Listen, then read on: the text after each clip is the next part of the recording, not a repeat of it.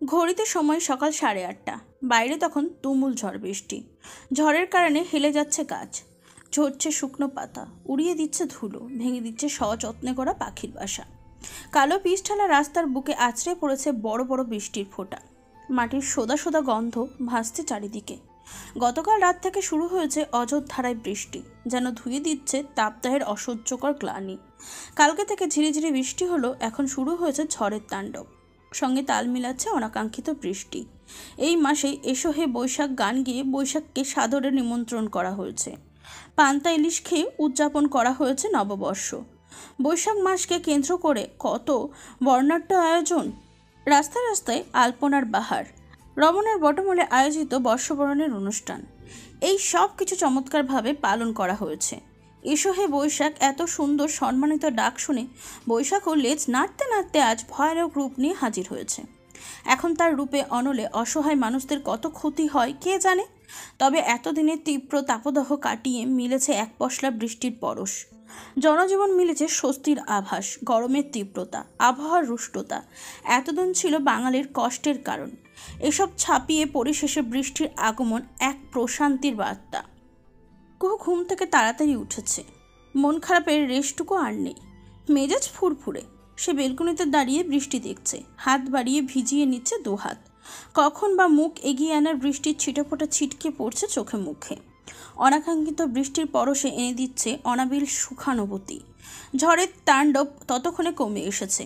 এখন চলছে অবিরত বৃষ্টির নৃত্য, বইছে হিমেল হাওয়া। কোথাও যেন ট্রান্সমিটার ব্লাস্ট হলো। তখনই হৈ হৈ করে উঠল কিছু লোক, চেঁচামেচিও শোনা গেল। কুহু উকিঝুঁকি মেরে দেখার চেষ্টা করলো, পারল না। সম্ভবত মোড়ের দিকে ট্রান্সমিটার ব্লাস্ট হয়েছে। তাদের বাসার কাছাকাছি হলে লোডশেডিং হতো। কুহু বেলকনির গ্রিলে বাইরে হাত বাড়িয়ে গুনগুন করলো, আই বৃষ্টি ঝেয়ে পে, ধান দেব মেয়ে পে, লেবুর পাতায় কর্মচা, যা বৃষ্টি ঝরে যা। গুনগুন করে গিয়ে নিজেই হেসে ফেলল। আগে বৃষ্টি এলে এটা গাইতো, চুপি চুপি ছাদে গিয়ে ভিজতো। যদি পরে আম্মুর মারও খেত, কখনো বাবা আর ভাইয়ের উশিলায় বেঁচেও যেত। ইস, আগের দিনগুলোই ভালো ছিল। আর এখন বড় হয়ে ঝামেলার শেষ নেই। এখানে যাবে না, সেখানে যাবে না, এর সঙ্গে কথা বলবে না, তার সঙ্গে মিশবে না, একা কোথাও যাওয়া হবে না, এই করবে না সেই করবে না, বিধি নিষেধের শেষ নেই। যদিও কলেজ কোচিং ছাড়া একা কোথাও যাওয়া হয় না। পড়াশোনা শেষ না করলেও আগে কলেজে যেতে খুব ভালো লাগতো। ক্লাস মিস করে বন্ধুদের সঙ্গে জমিয়ে আড্ডা দেওয়া যেত, এখানে ওখানে বেড়ানো হতো। অথচ এই দুদিন আর ভালো লাগছে না। এত এত অত্যাচার করলে কলেজে টেকা যায়? এখন কলেজে যাওয়ার কথা মনে হলে গলা শুকিয়ে আসছে, ভয় লাগছে। সে খুব ভালো করেই জানে রিত স্যার এবার থেকে কঠিন কঠিন পড়া ধরবে। যখন পারবে না তখন গতকালের মতন আবার মারবে। এখন ওকে মারার উপর রাখবে, কারণ না পেলে অকারণে মারবে, তবুও সে মারবে। পাষাণ নিষ্ঠুর হৃদয় নিয়ে তার টিচার হওয়ার থেকে কষায় হওয়া উচিত ছিল। কষায় হচ্ছে তার যোগ্য পেশা। মানাতো বেশ, পরনের চেক লুঙ্গি আর গলায় গামছা ঝুলিয়ে দিয়ে পারফেক্ট লুকে আসতো। তখন হৃদয়ন হৃদ নাম কেটে কুটে সবাই ডাকতো কষায় হৃদ। তখন কারো পদধ্বনির শব্দ শুনে কুহু দৌড়ে রুমে চলে গেল। জলদি করে আটকে দিল বেলকনির দরজা। তারপর শুয়ে পড়ল ভদ্রভাবে। চোখ জোড়া বন্ধ করলো ছটপট, যেন গভীর ঘুমে নিমগ্ন। তখন ইসমত আরা বেগম দরজা খুলে নিঃশব্দে মেয়ের রুমে উকি দিলেন। রুমে চুপ করে শুয়ে থাকতে দেখে চলে গেলেন, নয়তো এতক্ষণে ভাষণ শুরু হয়ে যেত। ভাষণ গিয়ে মোড় নিত তার ফোন টিপা নিয়ে। আম্মু চলে গেলে সে এবার উঠে আদর্শ হয়ে বসলো, হাত বাড়িয়ে ব্লুটুথ নিয়ে কানে গুঁজে নিল। তারপর ফোন খুঁজতে গিয়ে তার খেয়াল হলো ফোন কলেজের ব্যাগে। কাল কলেজ থেকে ফেরার সময় ফোন হাতে নেওয়া হয়নি, নিবে কিভাবে? হাতের যা অবস্থা, মনও ভীষণ খারাপ ছিল, তাই ফোনের খোঁজ করা হয়নি। সে উঠে গিয়ে ব্যাগের চেন খুলে ফোন বের করলো। ফোন অন করতেই লক স্ক্রিনে ভেসে উঠল আননোন নাম্বার থেকে আসা একটি মেসেজ। তার ফোনে তো মেসেজ আসে না, বন্ধুরা মেসেঞ্জার নতুবা হোয়াটসঅ্যাপে নক করে, নয়তো সরাসরি কল করে। সে কৌতূহলবশত মেসেজটা সিন করলো, তারপর ধীরে সুস্থে পড়লো। ভি বেল্টের সঠিক ব্যবহার না জানলেই সেটা ব্যবহারের প্রয়োজন নেই। সেটা নেওয়া যা, না নেওয়াও তা। কলেজে এসে ছেলেদের থেকে গা বাঁচিয়ে চলা এক বুদ্ধিমতী মেয়ের কাজ, কিন্তু যারা সস্তা তারা ব্যাপারটা আমলেই নেয় না। ছেলে মেয়ের ফ্রেন্ডশিপ খুবই ভালো, তবে ছেলে হয়ে মেয়ের ভি বেল্ট ধরে টানটানি করা জঘন্যতম কাজ। আর জঘন্য কাজটা করার পরেও যদি সেটাকে হেসে উড়িয়ে দেওয়া হয়, তাহলে বুঝতে হবে প্রশ্রয় দুজনেরই আছে। তারা দুজনেই চরম বেয়াদব, আর বেয়াদবের শাস্তি বেয়াদব হয়েই দিতে হয়। পরপর 3বার মেসেজটা পড়ল কুহু। তারপর যে নাম্বার থেকে মেসেজ এসেছে সেই নাম্বারে কল দিল। কল ঢুকলো। কল কাটার আগা মুহূর্তে রিসিভ হলো। সে আগ বাড়িয়ে কথা বলল না, ফোন কানে চেপে ধরে নিশ্চুপ হয়ে বসে রইল। সে জানতে চায় যাকে ভাবছে সে কিনা। আর ধারণাকে সত্যি প্রমাণ করে এক পুরুষালী ঘুম চড়ানো কণ্ঠস্বর কানে এসে ধাক্কা দিল। গোয়েন্দাগিরি শুরু হয়ে গেছে। তবে আপনার ধারণা সঠিক, আমি হৃদ। কুহু কেন জানি চোখ বন্ধ করে নিল। হাত রাখলো বুকের বাঁ পাশে। বুকের ভিতরে দিরিম দিরিম করছে, কেন বুঝলো না সে। এ আবার কেমন কথা? যাকে অপছন্দ তার নাম শুনে এমন হচ্ছে কেন? তাছাড়া হৃদ নামে ডাকার পারমিশন কাউকে দেয় না, তবে তাকে কেন শুধু হৃদ বলে পরিচয় দিচ্ছে? এই লোকের মাথায় সমস্যা আছে। কুহুকে নিশ্চুপ থাকতে দেখে রিদওয়ান পাশ বালিশটা কাছে টেনে মুখ গুজলো, মিটিমিটি হাসলো। তার হাসিটা কেউ দেখল না, যদি দেখতো মুগ্ধ নয়নে তাকিয়ে থাকতো। কুহু দাঁতের দাঁত চেপে থম মেরে বসে আছে। তখন রিদওয়ান পুনরায় তাকে জিজ্ঞাসা করলো, হাতের ব্যথা কমেছে? কুহু এবার নিশ্চুপ, তবে সে ধীরে ধীরে চোখ খুলে অদূরে রাখা ড্রেসিং টেবিলের আয়নার দিকে তাকিয়ে আছে। যেন আয়নার উপর ভীষণ বিরক্ত সে। আয়নাতে তার প্রতিচ্ছবি দেখা যাচ্ছে। পরনে কালো রঙের কুচকানো টপস আর লং স্কার্ট, হেলোমেলো চুল, তেলতেলে মুখ। ইস, কেমন পাকলি পাকলি ভাব। সে সেদিক থেকে দৃষ্টি সরিয়ে বাইরে তাকালো। এখন বৃষ্টি ঝরছে, ধীরে ধীরে আকাশ পরিষ্কার হচ্ছে।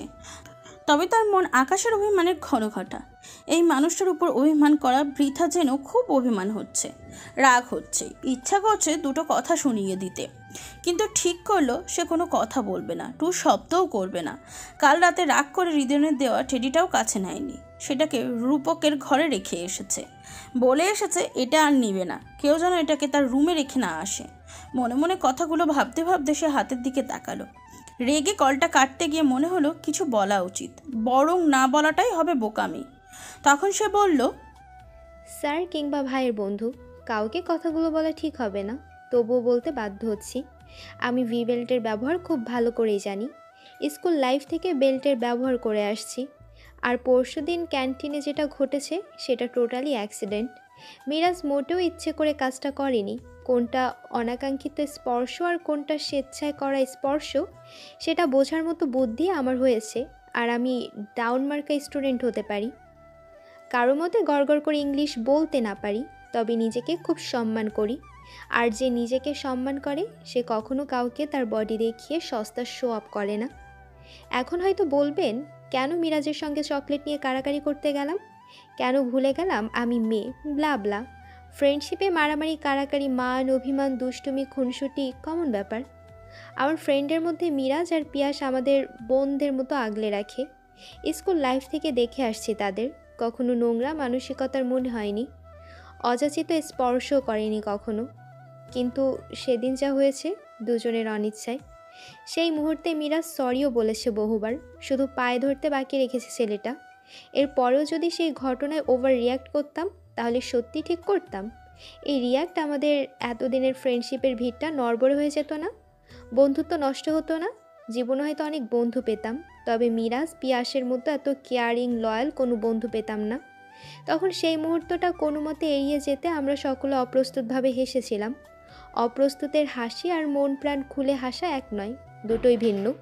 তবে আপনি কথাটা যেভাবে বললেন শুনে মনে হলো মিরাজ ইচ্ছে করে আমার ভিফেল ধরে টানাটানি করেছে। টানাটানিতে আমার বেল্ট সম্পূর্ণ খুলে মাটিতে গড়াগড়ি খেয়েছে। আসলে কি তাই? মোটেও না। অসাবধানতায় বেল্টের হুকটা খুলে গেছে। ব্যাপারটা বুঝে মিরাজ পিয়াস অন্যদিকে ঘুরে গেছে, আর দৌড়ে এসে আমাকে আড়াল করে দাঁড়িয়েছে নিকিতা আর চন্দ্রা। সব দেখায় সত্যি থাকে না, কিছু কিছু দেখা ভুল হতে পারে। বেয়াদবকে বেয়াদব হয়ে শাস্তি দিয়েছে, পুণ্যের কাজ করেছেন। তবে পরবর্তীতে যা দেখবেন আগে সত্যটা জেনে নেবেন, নয়তো আমিও চুপ থাকবো না। কি করবে শুনি? স্যার তার স্টুডেন্টকে শিক্ষা দিতে পারে, স্টুডেন্ট হয়ে তো আর স্যারকে শিক্ষা দেওয়া যায় না, দিতেও পারবো না।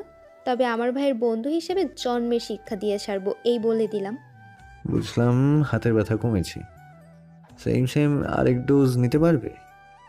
দেখুন স্যার, পার্সোনাল ইস্যু ক্রিয়েট করে অযথা ঝামেলা সৃষ্টি করবেন না।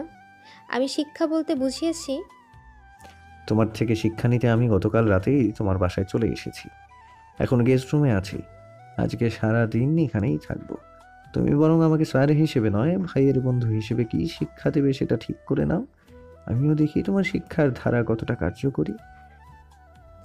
আপনি আমাদের বাসায়? কিন্তু কেন? কেন, আমার আশা বারণ? আর এত বড় বড় লেকচার তো শুনতে চাইনি, শুধু ওয়ার্নিং দিয়েছি এসব কার্যকলাপ যেন আমার চোখে না পড়ে। যদি পড়ে তাহলে মার কাকে বলে তাই বোঝাবো। কেন মারবেন আপনি? হ্যাঁ, সবার ভিভেল দেখার চাকরি পেয়েছেন আপনি। সরকার আপনাকে এই চাকরি দিয়েছে, লজ্জা করে না একটা মেয়ের ভিভেলটের দিকে তাকাতে? কেউ যদি দেখার সুযোগ করে দেয় তাহলে কতক্ষণ চোখ বন্ধ করে থাকা যায়? স্যার হয়ে এসব বলতে মুখে বাজছে না? এই শিক্ষা নিয়ে গড় করে ইংলিশ বলেন? কলেজের গেটে প্রবেশ মাত্র আমি তোমার স্যার, আর বের হওয়ার সঙ্গে সঙ্গে আমি তোমার কেউ না। কথাটা বারবার বলতে পারবো না, ফার্স্ট অ্যান্ড লাস্ট এই একবারই বলে দিলাম। কথাটা তোমার জং ধরা মস্তিষ্কে গেঁথে নাও। আর স্যার হয়ে কথাগুলো বলিনি, স্যার হয়ে বললে তখন কলেজেই বলতে পারতাম। বলেছিলাম শুভাকাঙ্ক্ষী হয়ে। শুভ মানে ভালো, আর শুভাকাঙ্ক্ষী মানে মঙ্গলকামী। এবার বুঝলে? আর সবার দিকে তাকানোর মতো সময় আমার নেই। তুমি আমার চেনা মানুষ, কাছের মানুষও বলা চলে। এজন্যই বলেছিলাম, নয়তো নেকেড হয়ে ঘুরলেও আমার সমস্যা ছিল না।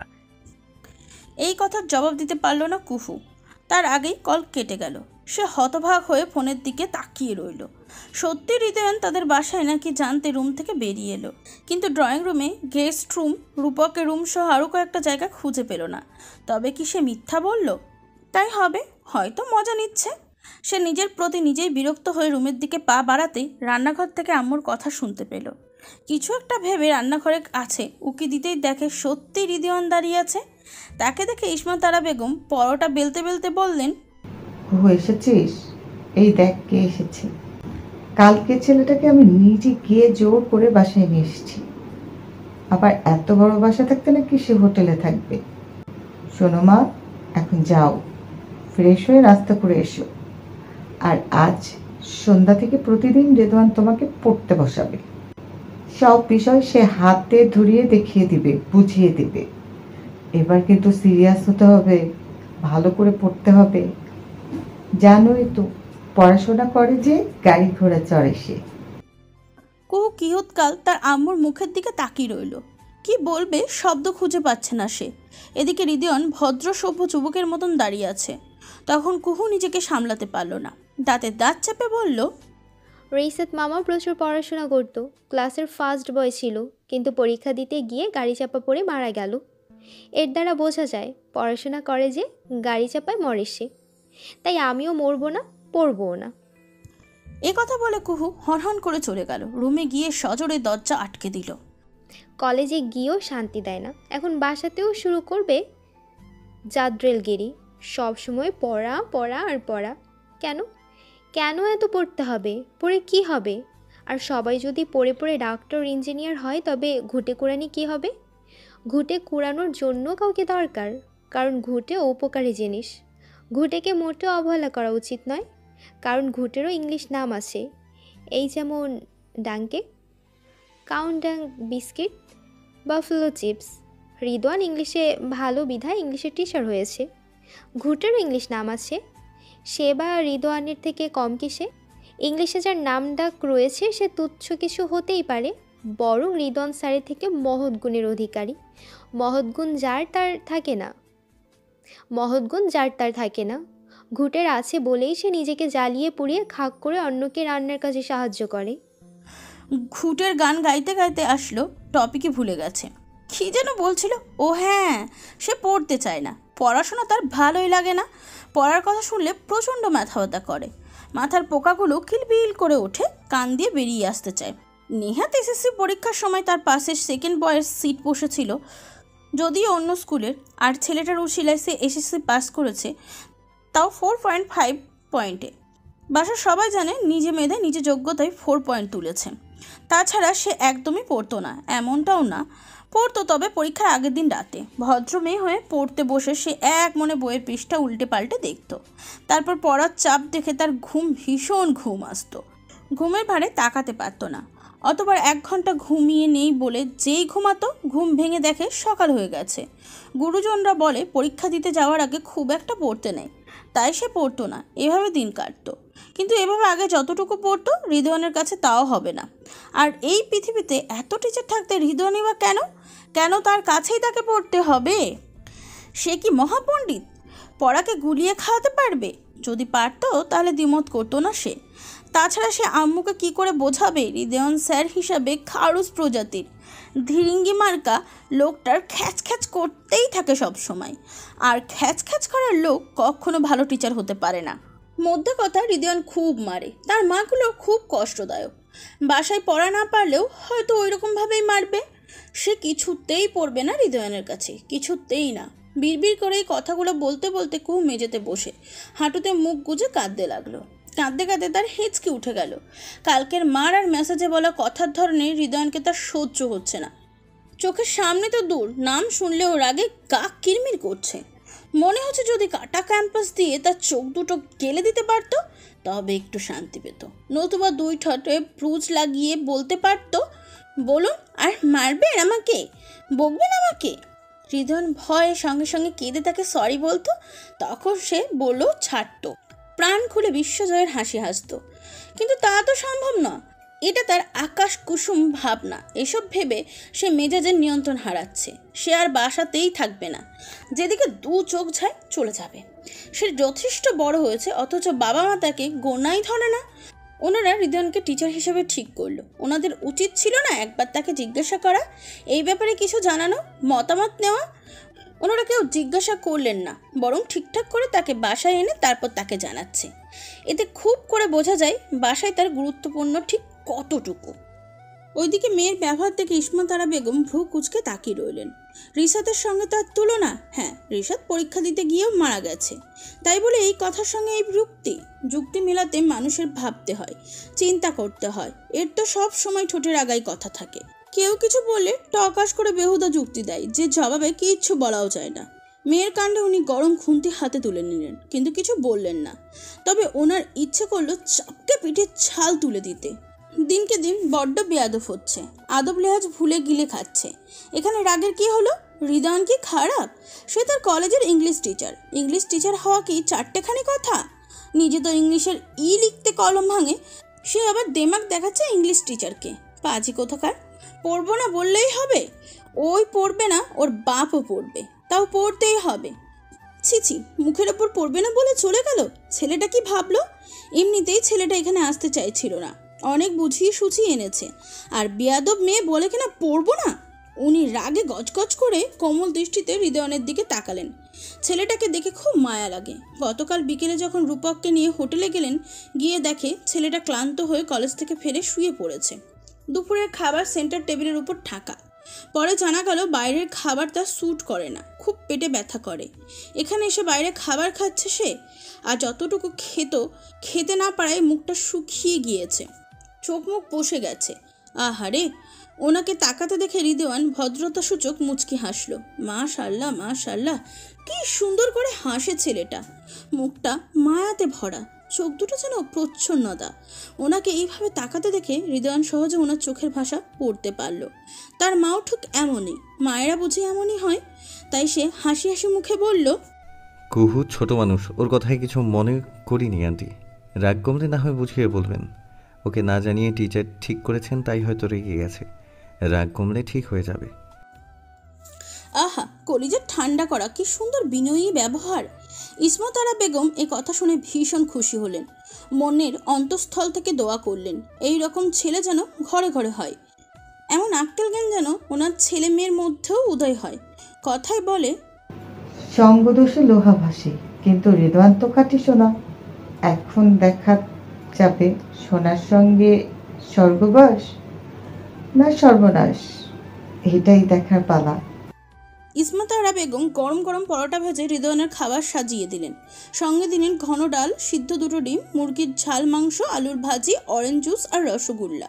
সকালবেলার খাবারের অত সব আইটেম দেখে হৃদয়ন আশেপাশে রূপককে খুঁজল, কিন্তু রূপক নেই। সে নাক ডেকে ফসফস করে ঘুমোচ্ছে। তার এই মহিষমার্কা ঘুম দুপুরের আগে ভাঙবে বলে মনে হচ্ছে না, কিন্তু সে পড়েছে মহাবিপাকে।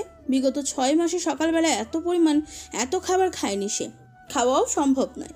কিন্তু এখন কি করবে? কিছুক্ষণ আগেই ইসমাত আরা বেগম তার অনেক প্রশংসা করলেন। যতটুকু জানে এই মহিলা খুব ডেঞ্জারাস টাইপের, রূপক নিজেই বলেছে। কিছুক্ষণ আগের কত শত প্রশংসার পাহাড় খাবে না বলায় বেলুন দিয়ে মেরে বসবে না তো? এই বয়সে মার খেতে তার খুব একটা কষ্ট না হলেও ভীষণ লজ্জা লাগবে। তাছাড়া কুহু খুব মজা নেবে। না, এটা কিছুতেই হতে দেওয়া যাবে না। সে পরোটা ছিঁড়ে কেবল মুখে পুড়তে যাবে, তখনই কুহু উপস্থিত হলো। কুহু একেবারে কলেজের ড্রেস পরে রেডি হয়ে এসেছে। কোনো কথা না বলে সেও নাস্তা করতে চেয়ার টেনে বসলো। নিজের খাবার তুলে নিয়ে খেতে শুরু করলো। আর চোখে খেয়ালও করলো সামনে বসা হৃদয়নের দিকে। তারপর রান্নাঘরে ব্যস্ত হতে পরোটা বেলাতে থাকা ইসমাত আরাকে চেঁচিয়ে বলল, আম্মু, স্যার নাকি মুরগির মাংস ভীষণ প্রিয়। তোমার রান্নার তো জবাব নেই। স্যার বোধহয় আরও নিবে মাংস, পরোটা। লজ্জায় কিছু বলতে পারছে না। তুমি আর 5টা পরোটা আনো।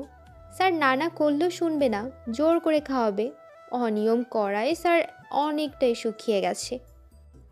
হৃদয়ন হতবাক হয়ে তাকিয়ে রইল মিটিমিটি হাসতে থাকা কুহুর দিকে। সে এখনো পরোটা ছিঁড়ছে, মুখে দিতে পারেনি। আর এই বিচ্ছু মেয়ে বলে কিনা কুহুর কথা শুনে ইসমাত আরা বেগম আরও 2টো পরোটা দিয়ে গেল হৃদয়নের প্লেটে। এগুলো খেতে বলল। উনি আরও এনে দিচ্ছেন। হৃদয়নের মুখটা এবার দেখার মতন হলো। কুহু কোনো মতে হাসি আটকে মিমু করে বলল, স্যার। হৃদয়ন তার দিকেই তাকিয়েছিল। মিমু সুরের ডাক শুনে ভ্রু কুচকে তাকালো। তখন কুহু বলল, স্যার, এটাকে বলে মাইন্ড কার চিপা। তাই চিপায় পড়ে কেমন লাগছে অনুভূতিটা আমার সঙ্গে শেয়ার করুন প্লিজ।